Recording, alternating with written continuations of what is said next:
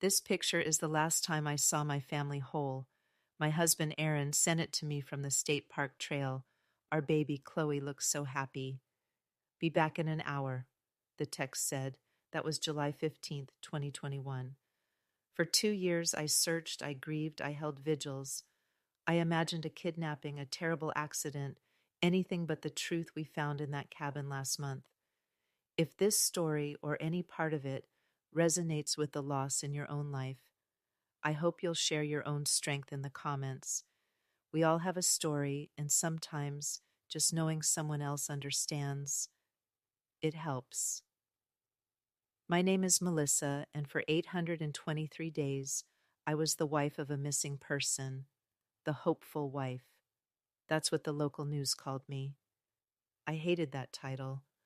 Hope is a fragile, hollow thing when you're staring at an empty driveway every night. For 2 years, my life was a fog, lived in the past tense. I'd walk into our nursery, and the absence of sound was deafening. Chloe's room. I kept the door shut. I couldn't bear to see the mobile of little felt stars hanging perfectly still over an empty crib. I couldn't stand the smell of the baby powder that still lingered faint in the carpet. Aaron built that crib, sanded it himself. He was so proud, so worried about toxic chemicals in store-bought furniture. I thought it was just new dad anxiety. Now I know. It was something else. He was a good man. I need you to know that. He was a good husband and a doting father.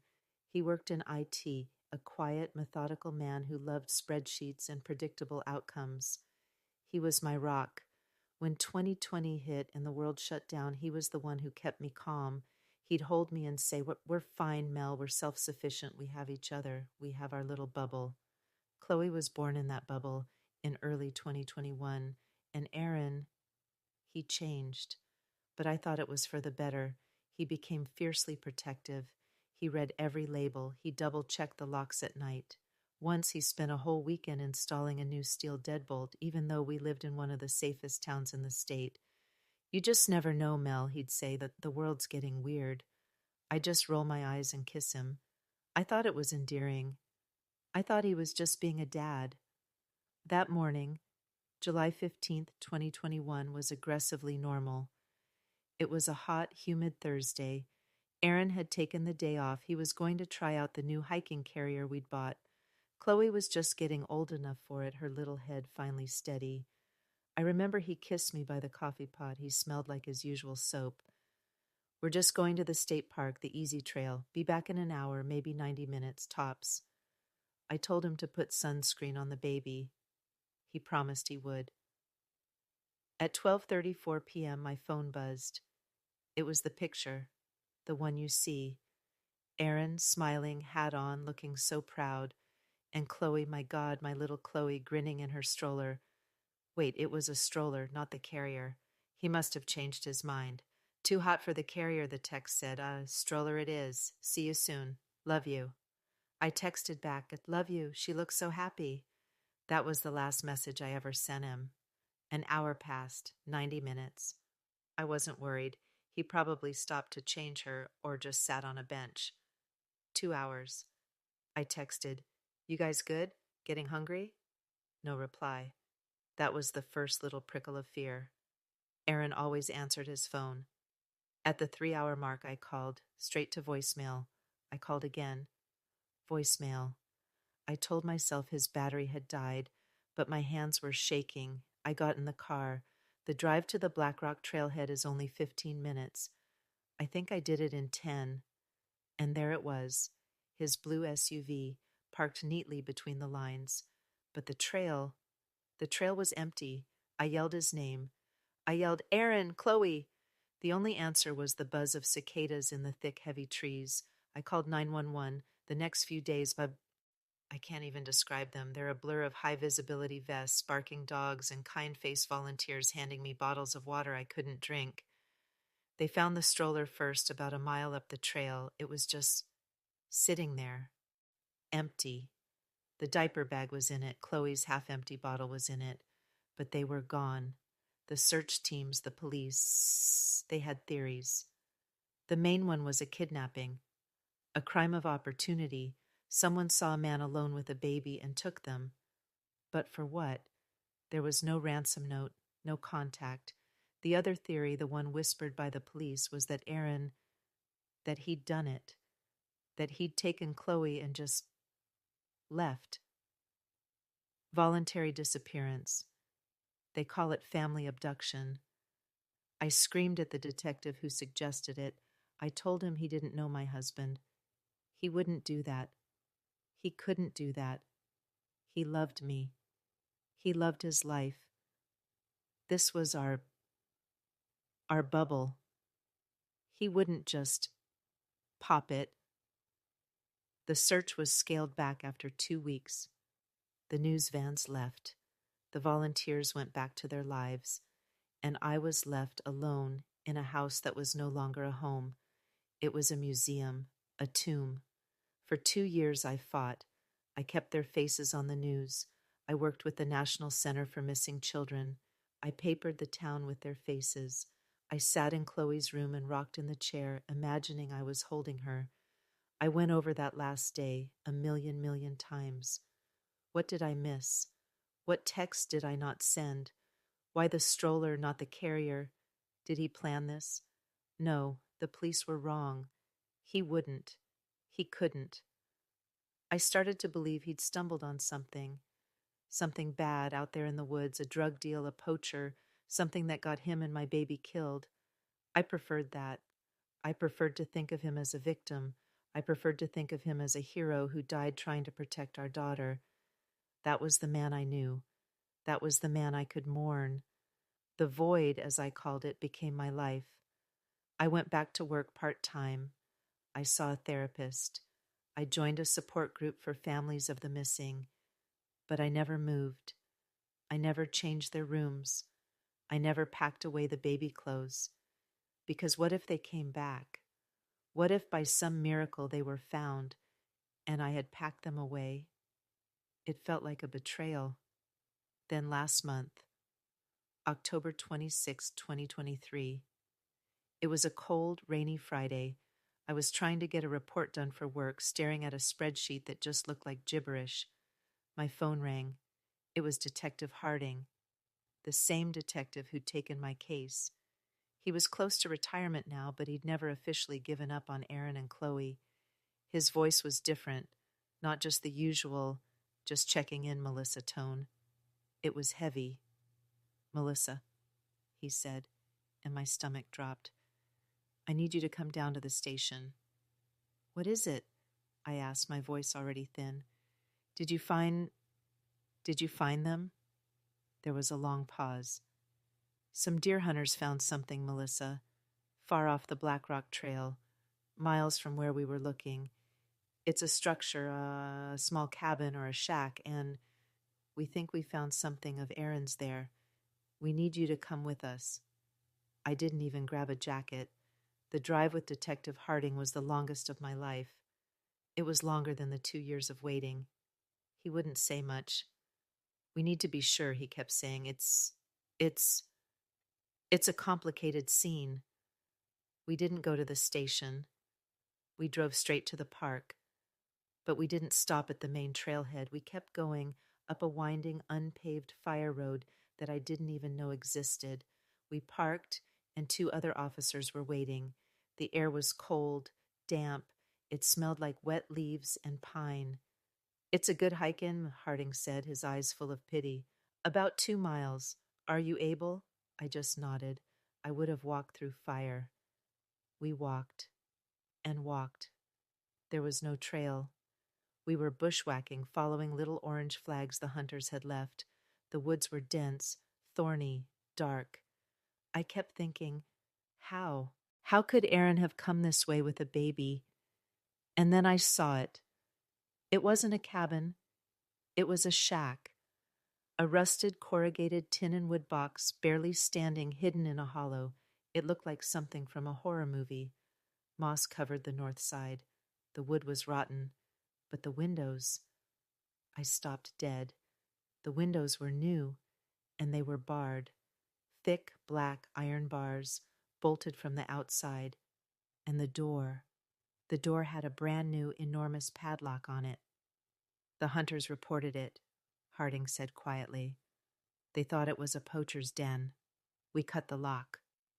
My heart was hammering. A kidnapping, I whispered. I was right. Someone took them. They held them here. It was a horrible, validating thought. This was it. This was the proof. Harding put a hand on my shoulder.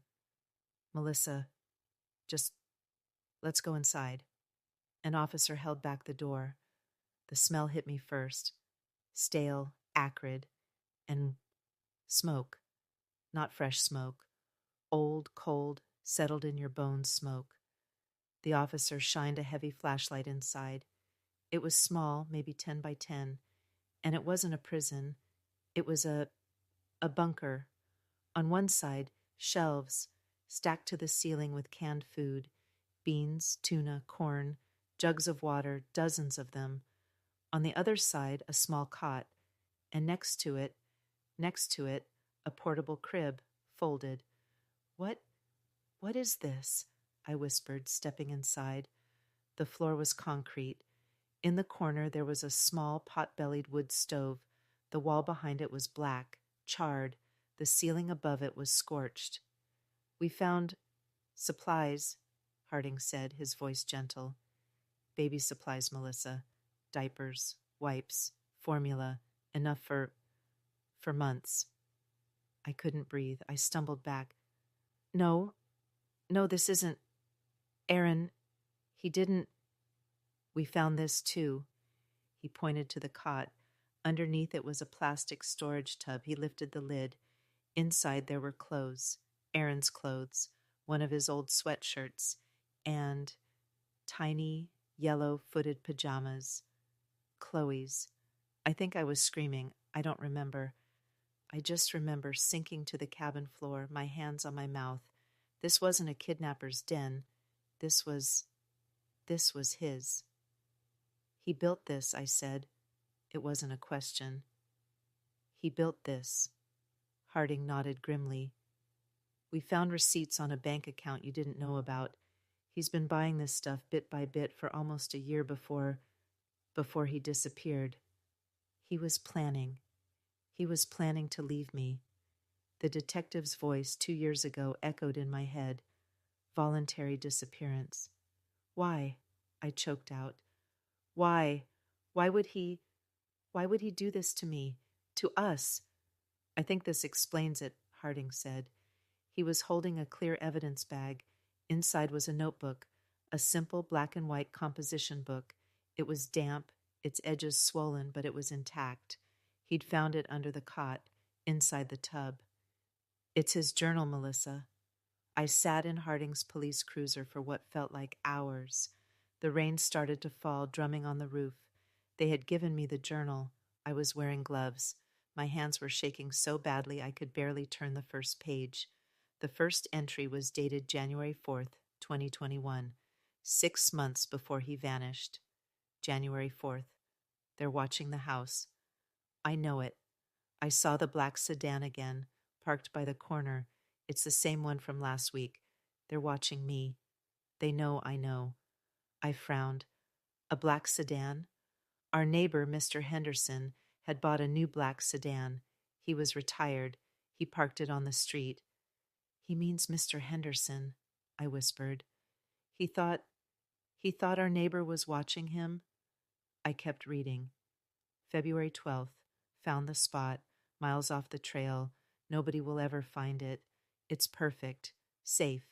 I can start moving the supplies. I have to protect them. I have to protect Chloe. They can't get her. March 20th. Emma's worried about money. I told her I was taking overtime. I hate lying to her, but it's for her own good. She doesn't see the signs. The grid is fragile.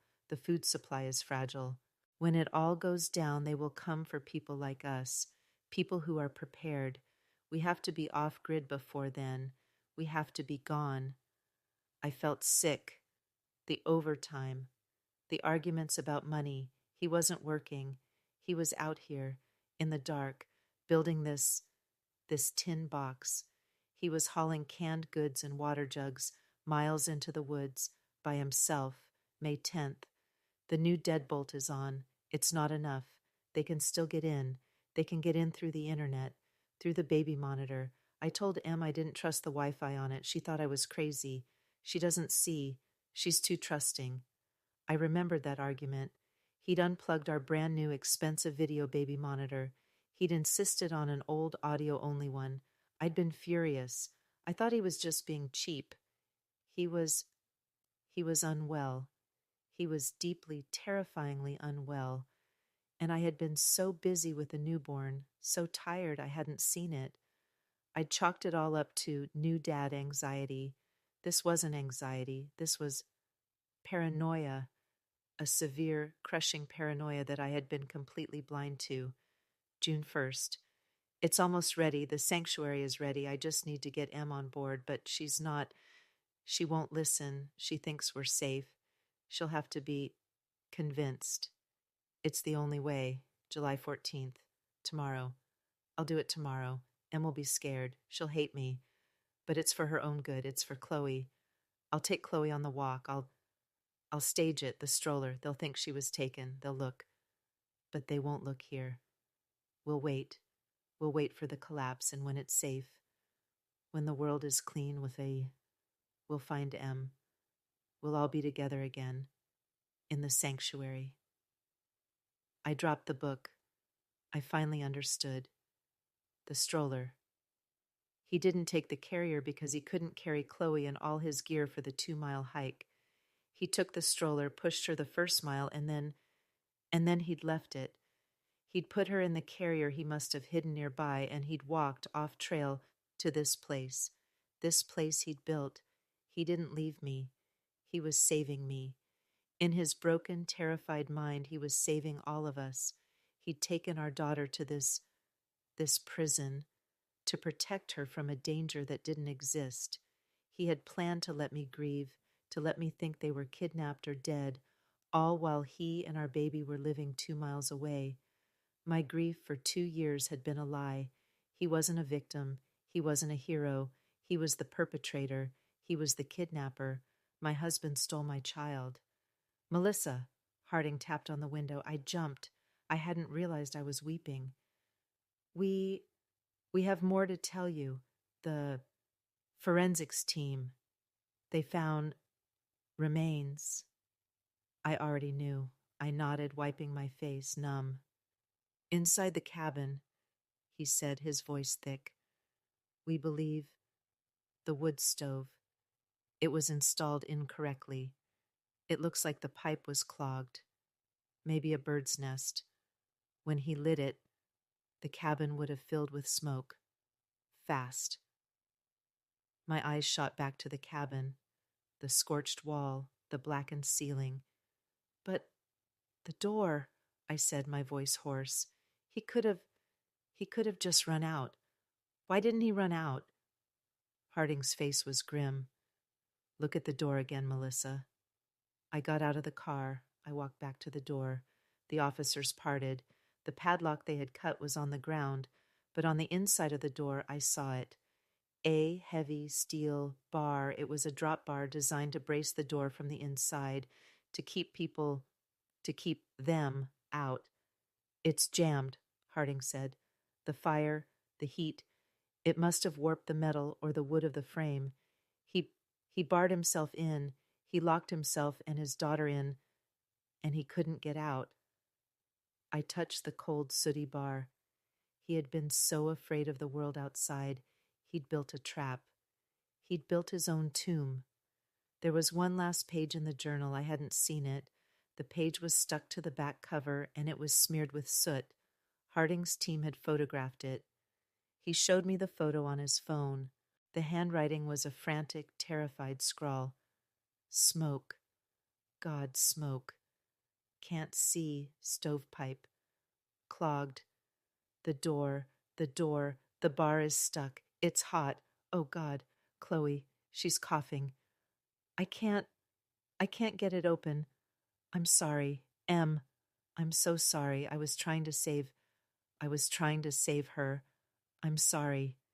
He wasn't a monster. He was just a man a man who was sicker than I ever knew, a man who loved his family so much that his own mind twisted that love into something that destroyed them. My 2 years of searching were over.